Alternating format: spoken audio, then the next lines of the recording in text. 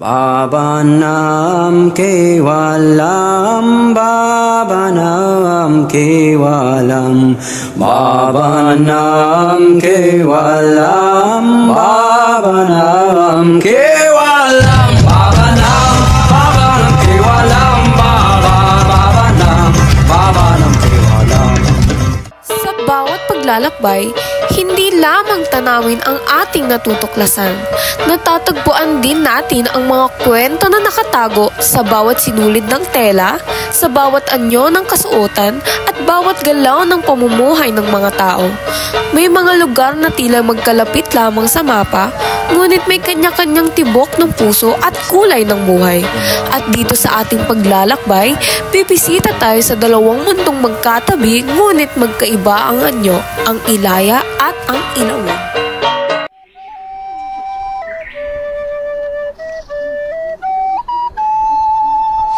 Ano nga ba ang Ilaya? Ang Ilaya ay tumutukoy sa mga lugar na matataas gaya ng bulubundukin o paakyat mula sa ilog. Kabilang na rin dito ang mga Igorot. Ang mga Igorot kabilang ang Ifugao, Bontoc, Kalinga, Ibaloy at iba pa ay naninirahan sa Cordillera, isang matarik at liblib na kapaligiran. Dahil dito, malakas ang kanilang ugnayan sa kalikasan at sa isa't isa. Mabagal ang impluwensya ng labas, kaya mas buo ang kanilang tradisyon at wika sa araw-araw na buhay. Isang mahalagang bahagi ng kanilang pamumuhay ay ang Dapay, isang sentrong pampubliko na pinagtitipunan ng matatanda para magdesisyon, magsagawa ng ritual at magplano ng pagtatanim. Kasama rin ang Dangas, ang sistema ng pagtutulungan para sa mahihirap na gawain tulad ng pag-aayos ng hagdan-hagdan ng palayan. Kilala ang Ifugao Rice Terraces, isa ng UNESCO World Heritage Site, bilang patunay ng malikhaing pag-akademikong sistema ng irrigation at conservation. Patuloy itong kultura at pamana ng kanilang lahi. Mayaman ang mga Igorot sa pagtatanim ng palay, mais, gulay at root crops. Lahat ay umaangkop sa hamog at lamig ng klima ng kabundukan.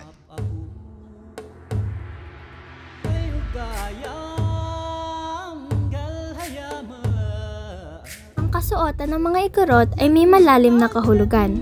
Ang tela na tinatawag na wanes para sa lalaki at lufid para sa babae ay hinahabi mula sa abaka o bulak. Makikita dito ang matingkad na pula, itim at puting guhit na may mga disenyong kumakatawan sa kanilang tribo. Ang paghahabi ay hindi lamang gawaing pangkabuhayan, kundi isang sining na minamana mula sa kanilang mga ninuno. Sa mga espesyal na okasyon tulad ng kasal o pista, sinusuot nila ang mas marangyang bersyon ng kasuotan. Kadalasan may palamuti tulad ng beads at headpiece.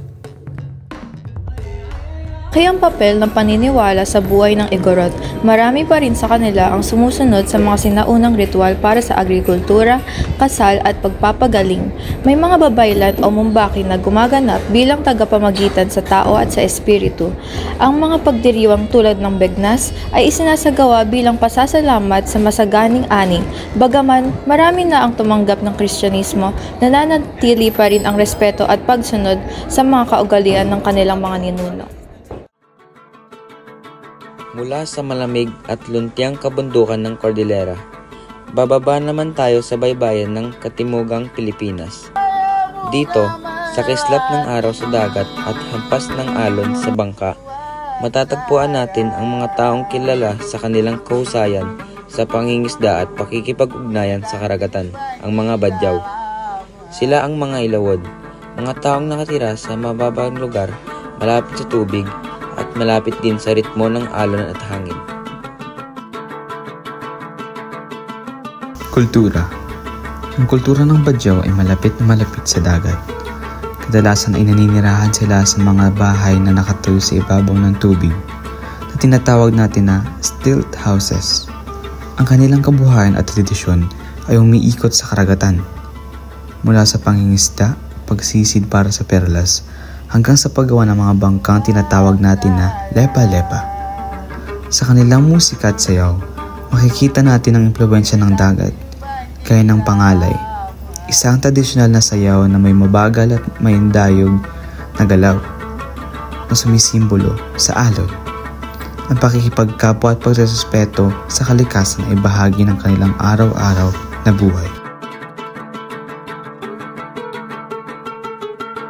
Ang pamumuhay ng Badyaw ay nakasentro sa dagat. Sila ay eksperto sa pangingisda at freediving. Kaya nilang sumisid ng ilang metro nang walang anumang gamit, maliban sa sariling lakas ng katawan. Bukod sa pangingisda, nagtitinda rin sila ng isda at iba pang lamang dagat sa pamilihan.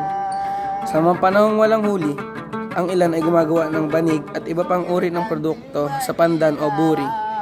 Dahil sa kanilang pagiging nomadic, may mga pamilyang lumilipat ng tirahan depende sa panahon at lokasyon ng masaganang huli.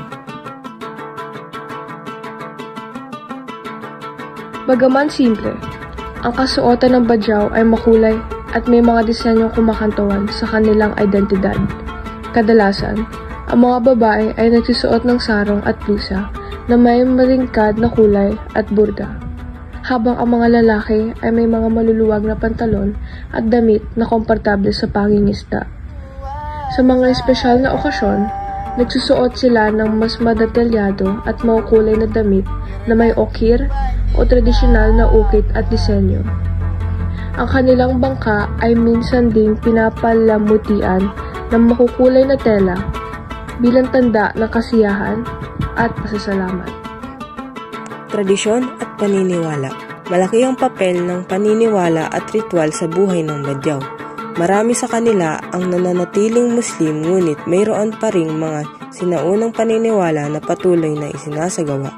Bago pumalaot, may mga panalangin at alay upang maging ligtas sa dagat at magkaroon ng masaganang huli. Sa isang lugar, isinasagawa ang pag-umbo, isang ritual para sa pagpapagaling ng may sakit gamit ang awit at dasal. Ang kanilang paggalang sa kalikasan ay nakikita sa paraan ng pangisda.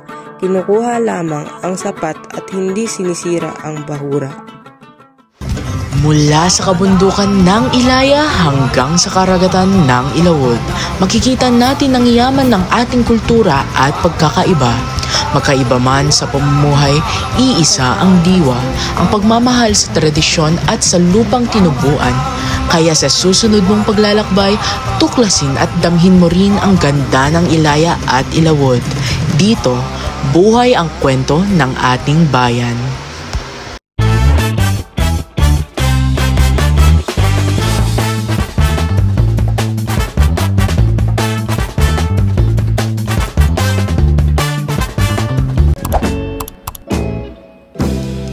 Running